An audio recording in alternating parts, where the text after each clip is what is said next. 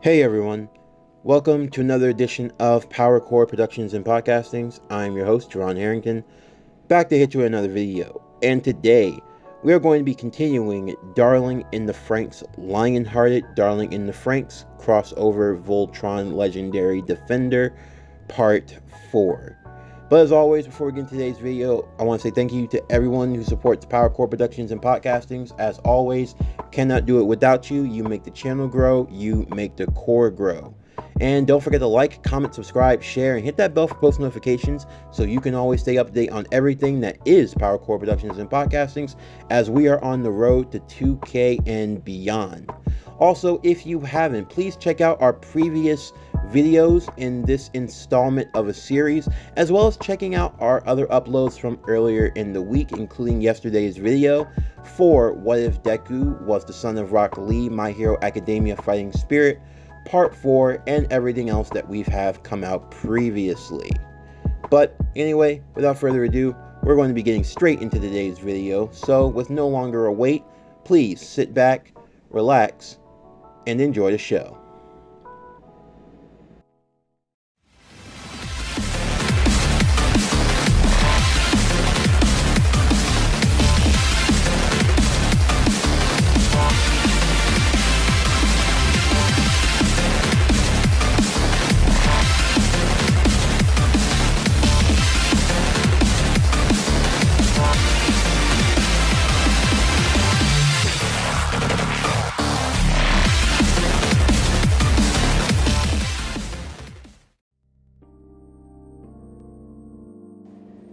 Astrolitzia and the Red Lion would engage one another in combat, the two robotic beings slashing and throwing one another in the cold snow.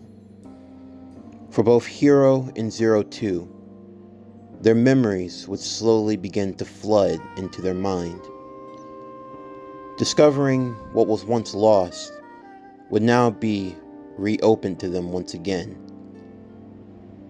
For each of them respectively, they would see their childhood, a time in their life that was often marred in haze and left in confusion. They would see one another, now starting to realize that the ones of whom they had fallen in love with all those years ago was indeed them, the very darling that Zero Two was fighting to see. He had been right in front of her the whole time, and for Hiro, the girl that had left the impression on his heart, that girl had always been Zero Two.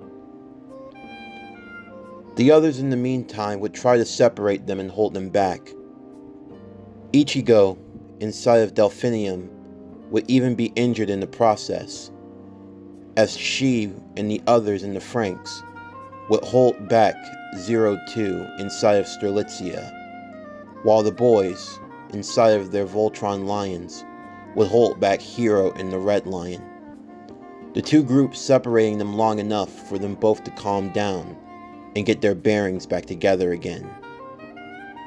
As they did so, the fighting would stop, although when they went to go check on Hiro, he was passed out inside of the cockpit.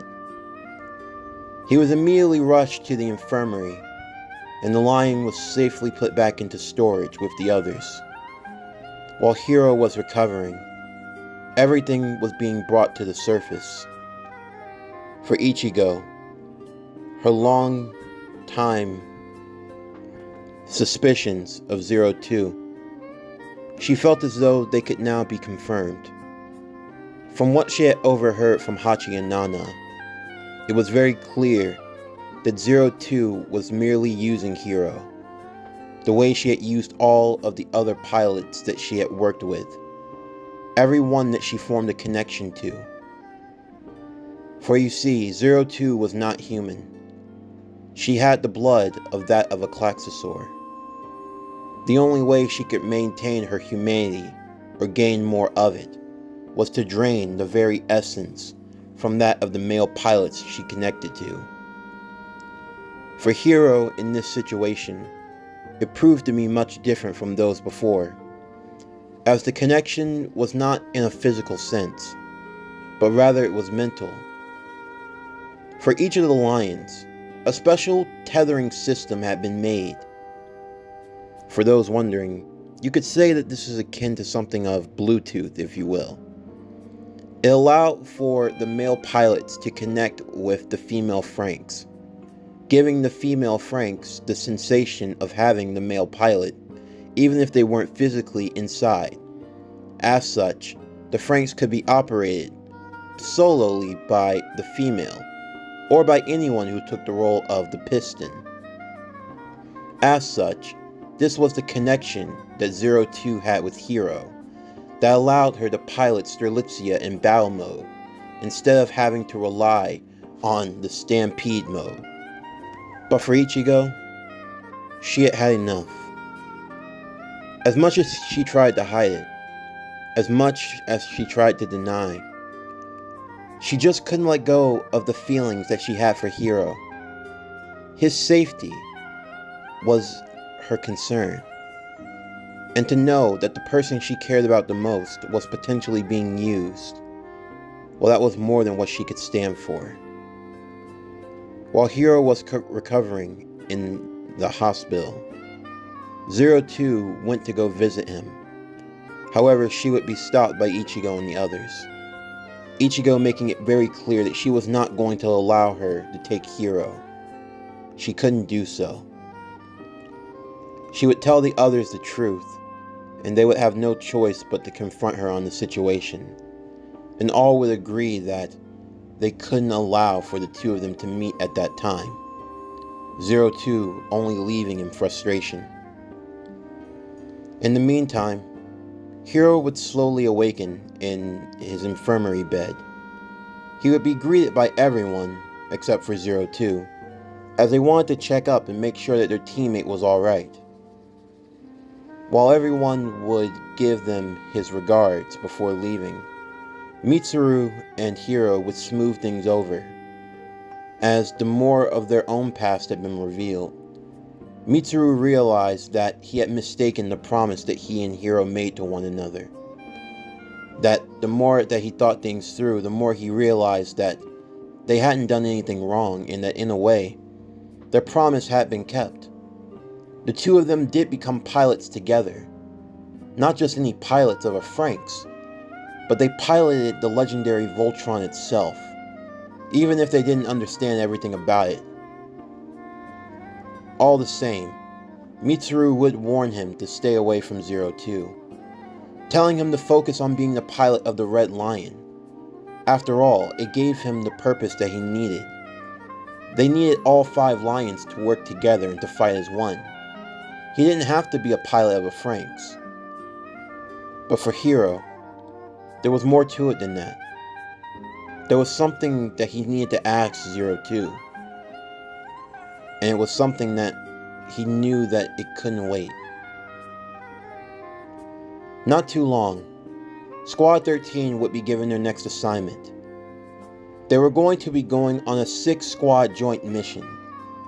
Their target was an area known as the Grand Crevasse, a stronghold that Papa and others of the council had wished to take for a long time. And now, with the aid of Voltron, they felt that they now had the power to do so, and that this could be the turn in the tide of battle. However, before the mission could go on any further, Ichigo would make the request for 02 to be removed from the team, and she made it very clear that the others would not participate in the mission unless she was removed. 02 already knew this was coming, but even worse was the fact that Nana would also explain that 02 was also going to be sent to another squad. This was going to be the special squad unit known as M9. This was a team of Franxx that answered directly to Papa and did not belong to any other plantation. 02 would be angered by this.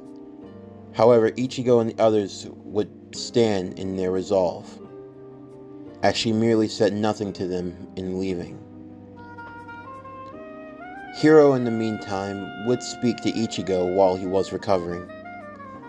He would tell her that he was fine for the most part, and Ichigo would tell him that all he had to do was focus on piloting the Red Lion. It was something that he always wanted to do, and if he needed help piloting a Franxx, then they could start over and go through the process once again. So if he ever needed to partner with anyone, he would be more than capable. Hiro thanked her for this, but he really did want to see 02 again.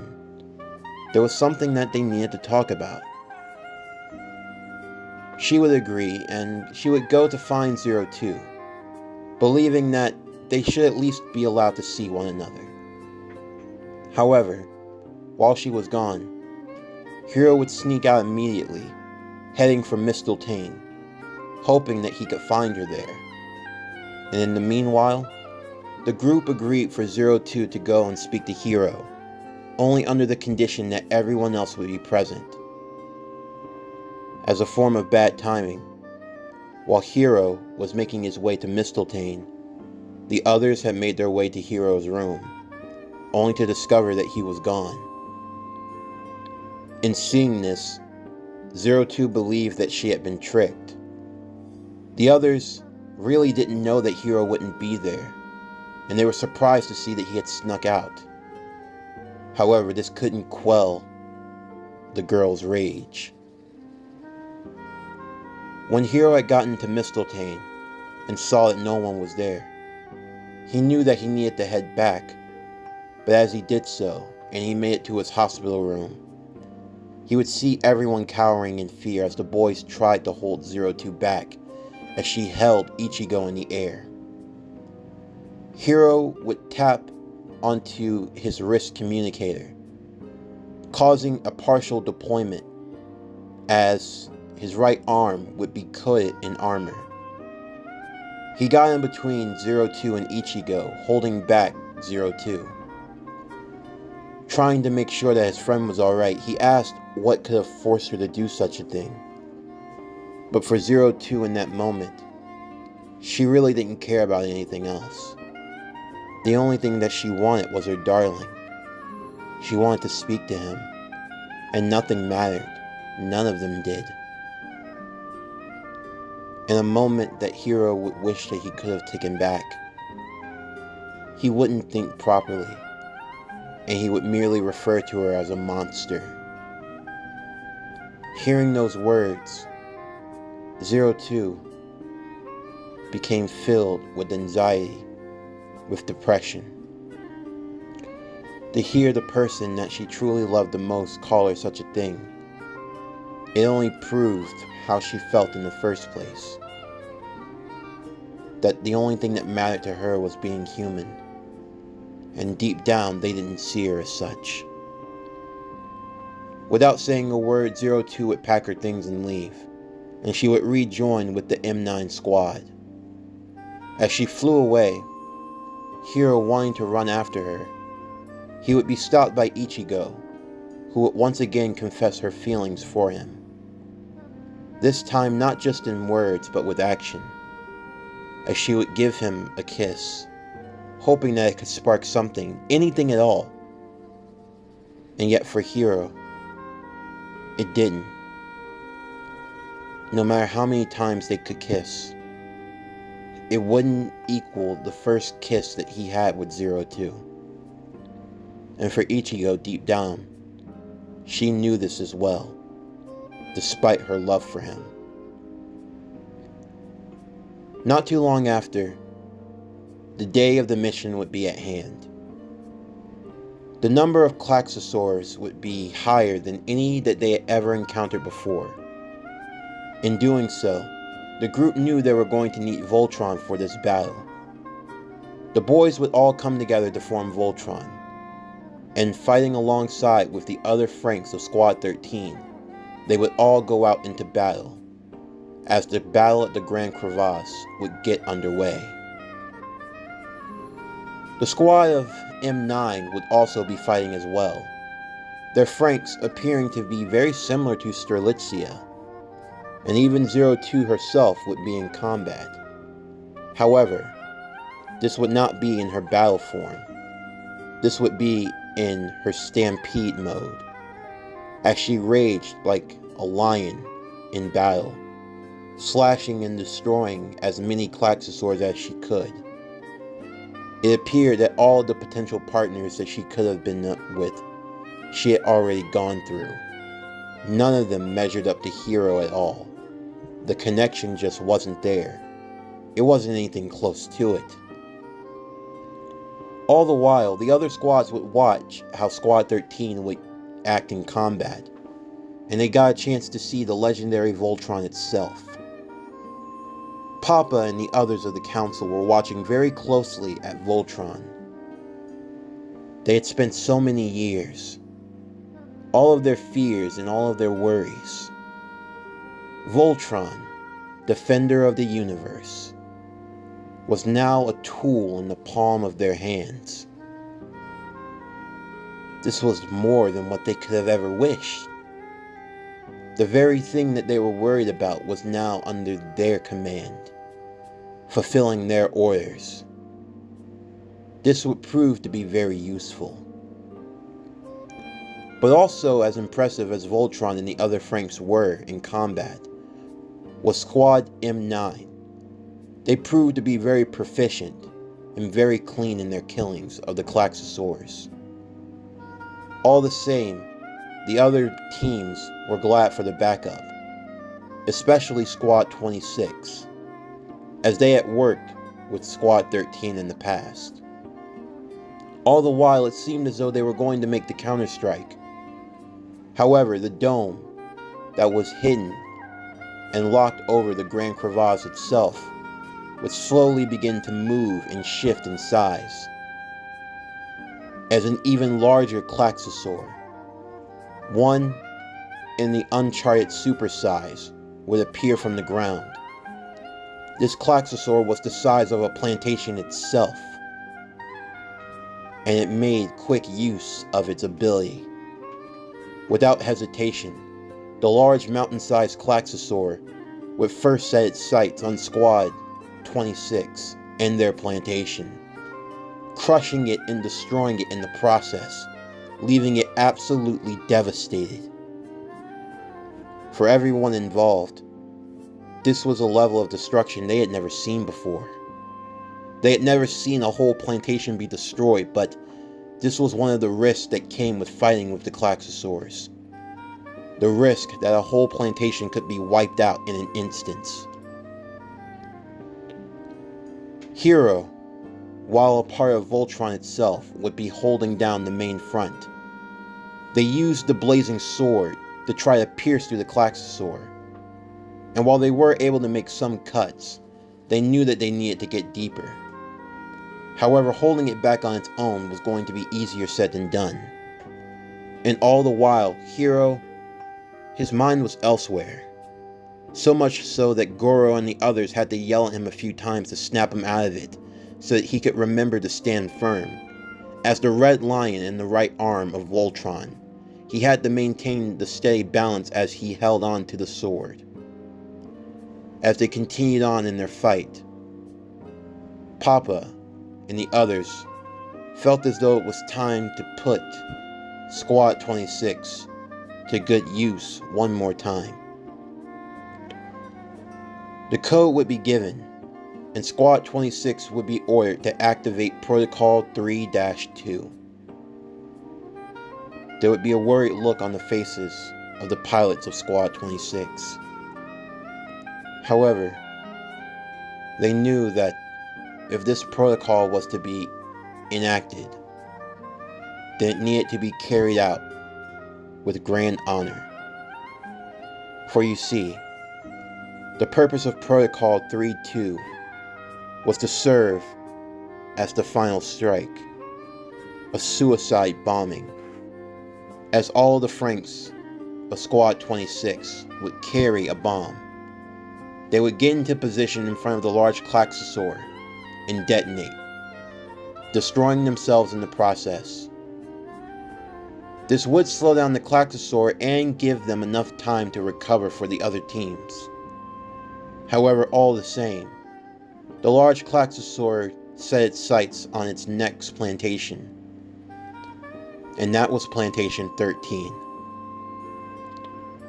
The plantation would take damage, as hordes of Klaxosaurs would slowly start to descend upon the mobile city.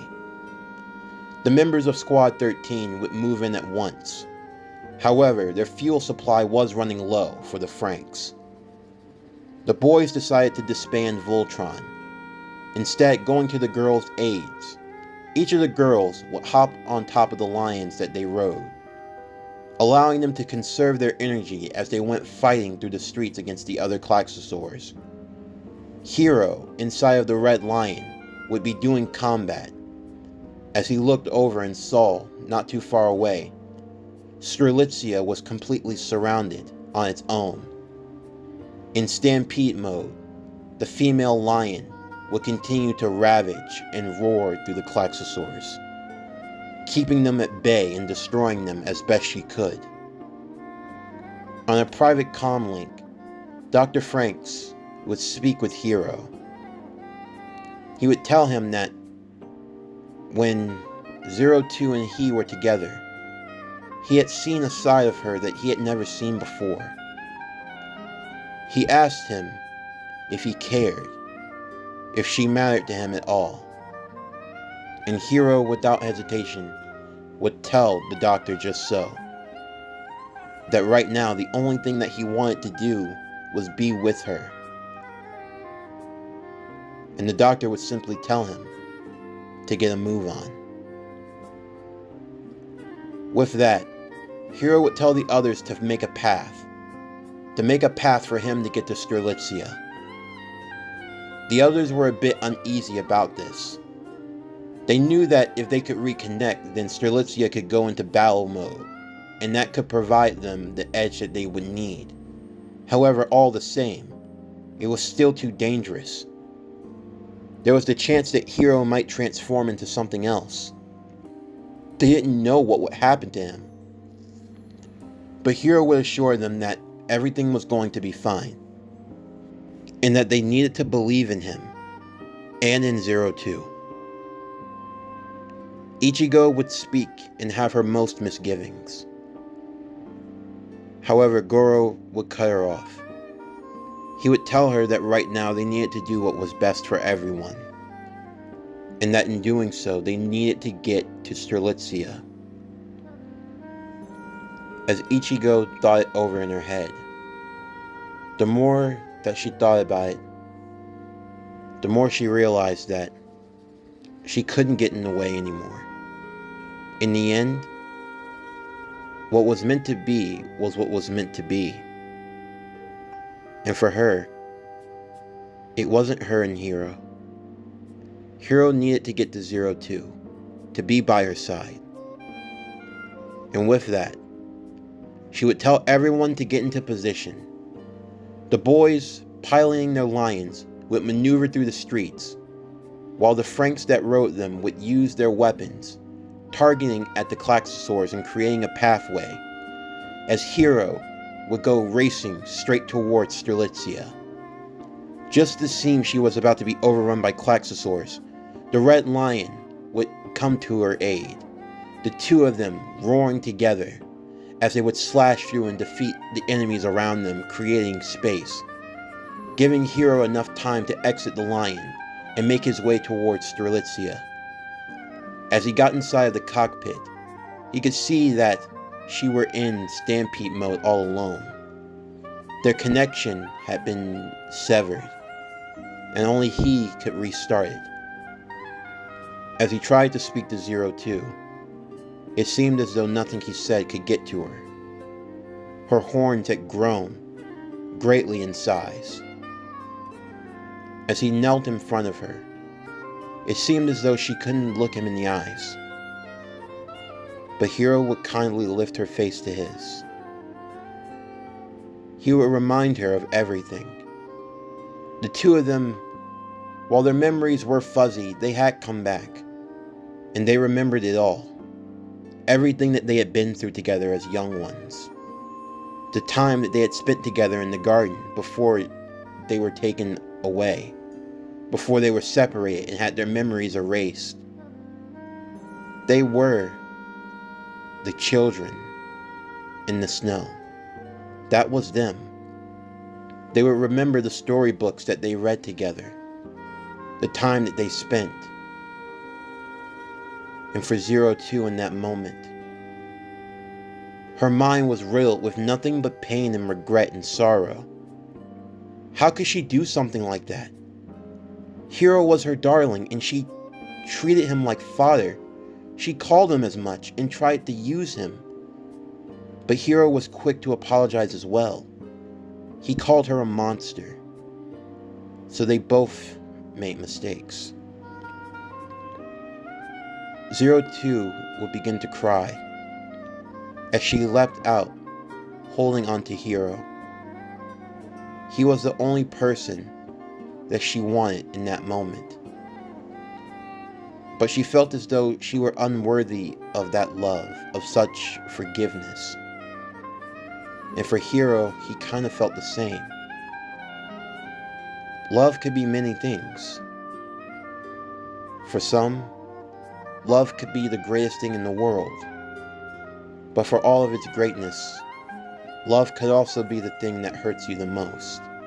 The thing that tears you apart. Because sometimes, you're trying so hard not to hurt the other person that oftentimes that is what ends up happening. The two of them were slowly starting to realize this. But all the same, even if there was the risk that they might end up hurting one another, there was also the chance that they could become something more, something greater than themselves, something that they had never even realized. And with that, the bond that they shared would slowly start to be formed once more.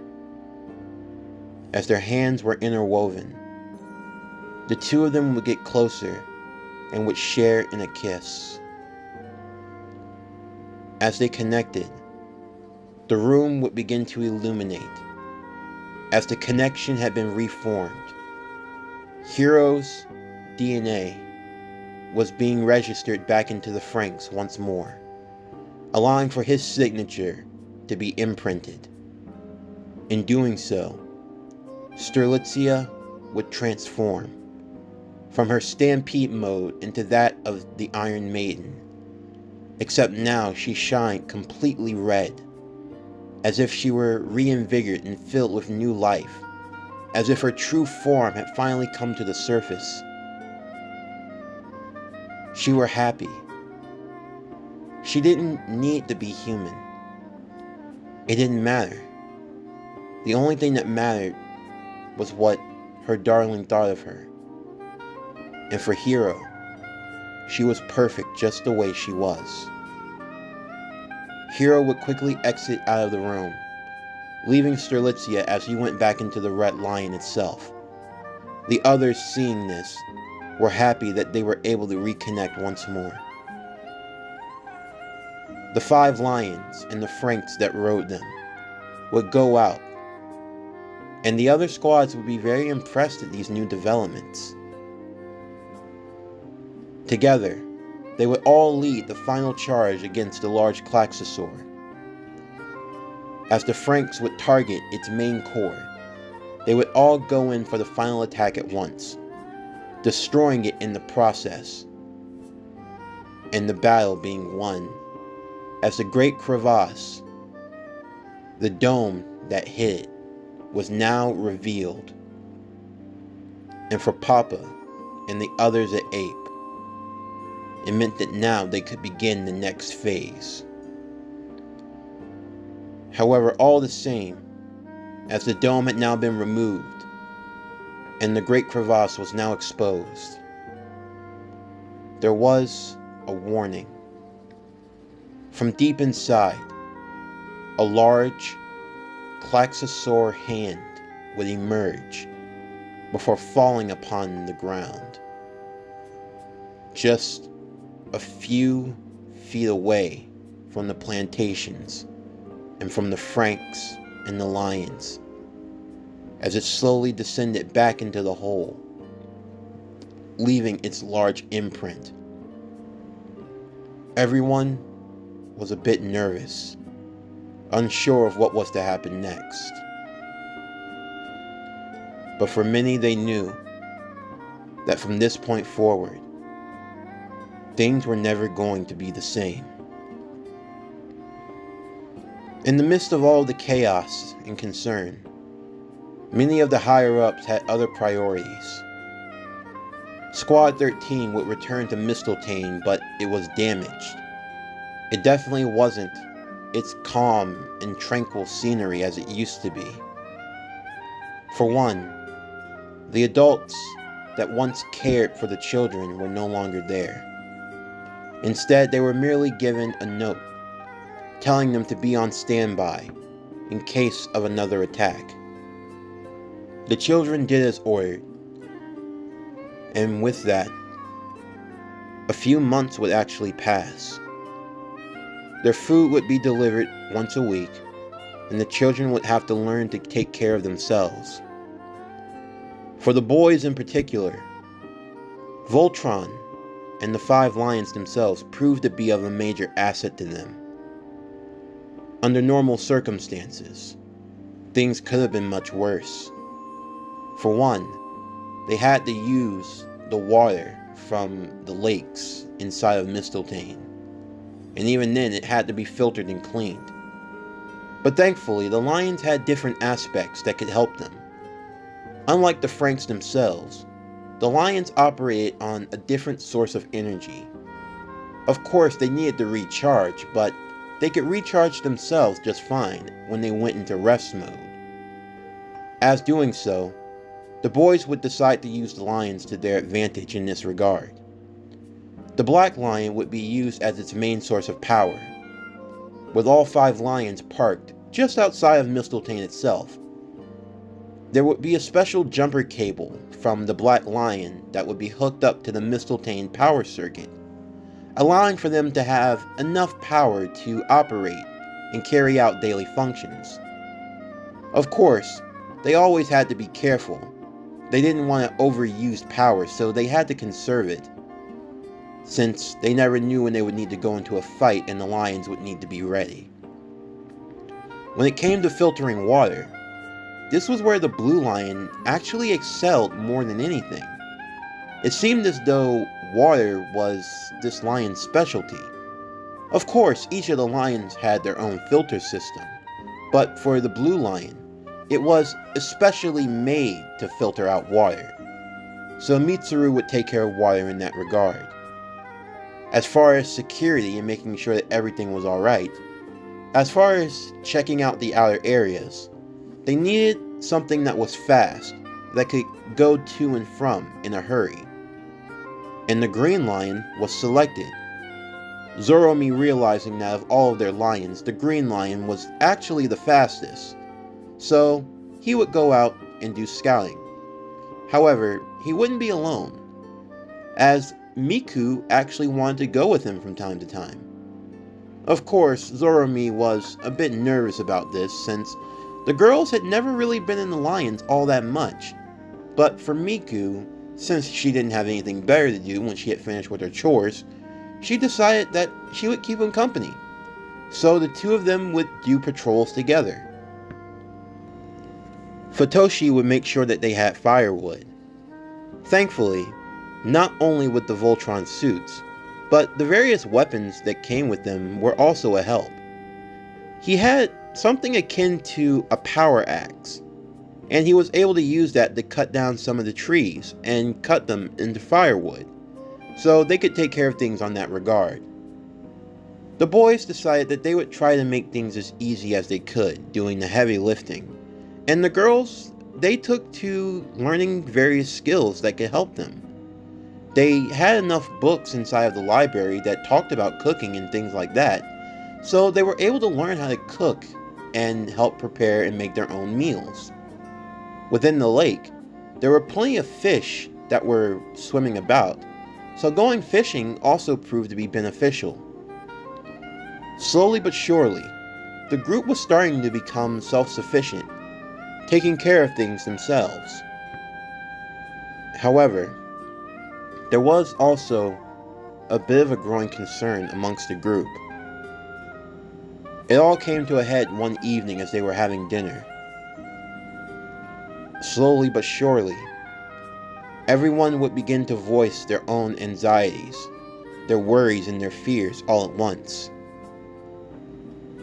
Goro would reveal that he had been sending letters to Hachi and Nana for a while now, but they were never accepted. And for Zoromi, he had always looked up to Papa and the adults, but yet it seemed like now when they needed the most, they didn't seem to care. For Hiro, he had been seeing this for a while. Of course, he had never said it aloud, but it seemed as though there was more to it than met the eye. Even for Mitsuru, he understood this also. Mitsuru understood, as much as anyone, that their life expectancy wasn't that high. All the signs were clearly obvious. It seemed as though there were always children coming and going, yet they never seemed to last. Outside of piloting the Franxx, it didn't seem like they were expected to live much longer than serving their purpose. This led everyone to even more worry. What were they going to do if they lost in battle? Was there anything else to their life than just piloting the Franxx and the Lions respectively? For Hiro, he would quell everyone's concerns as best he could.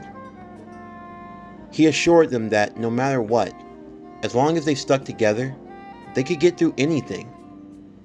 It didn't matter what came their way. If no one was going to watch out for them, then they would watch out for one another. They would work together.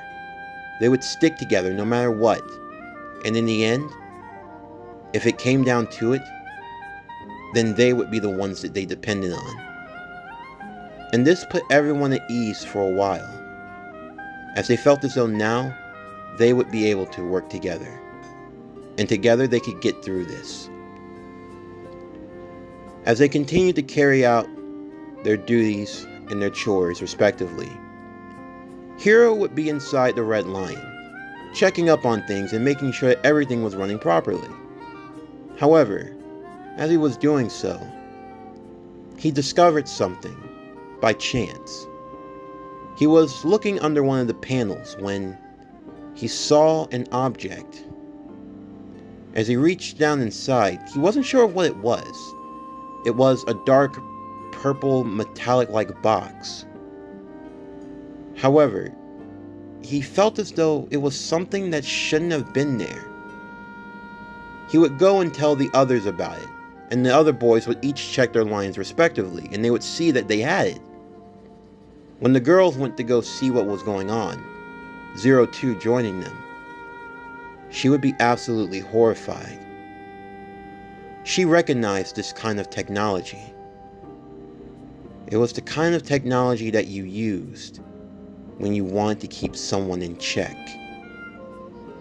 The boys asked what she meant by this, and 02 would reveal something rather horrifying. That during her childhood, she had to wear a particular collar. One that gave her a very bad feeling every time she misbehaved in their eyes. It was how they controlled her. The others would start to become very nervous. In a sense, it seemed as though they were trying to control the lions. For 02, she would remark that if something like this were being placed inside of them, then in all likelihood they were inside of the Franxx as well. But what purpose could it serve? It was to keep them in line, to keep them from misbehaving. Something that ensured they could be taken out if orders weren't followed. But if they were really going that far, then there had to be more to it than met the eye. For Hiro, with help from some of the others, they would work and eventually remove the device from the lion. And the second they did so, they would hear an audio message playing, as if this thing had been blocking it. The group would quickly make their way back to the front, and Hiro would use the rewind and play the audio over again. Checking its date, they could see that the message had come nearly 75 years ago from some location far off in space, far off from any of them. They had no idea what it was about, but they all stopped to listen closely. The message was muffled, and there was much static. It dated that the war had ended, but that now there was something else that was coming. But there was one part of the message that was made very clear. It served as a warning to all of them, not just as a cry of help to Voltron, but it served as a warning to the entire galaxy. And that message: beware of Vern.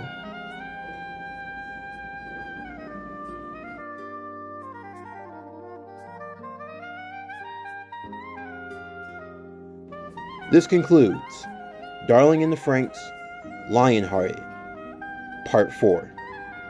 As always, if you enjoyed today's video, then please don't forget to like, comment, subscribe, share, and hit that bell for post notifications so you can stay up to date on everything that is PowerCore Productions and Podcastings that has to come out now and in the future. Stay tuned for tomorrow's video, as we are going to be continuing What If Naruto Was Trained by Dr. Strange? Naruto Mystic Adventures, Part 4. But anyway, that's going to do it for the end of today's video. I'm Javon Harrington with PowerCore Productions and Podcastings, signing off, and I'll see you next time.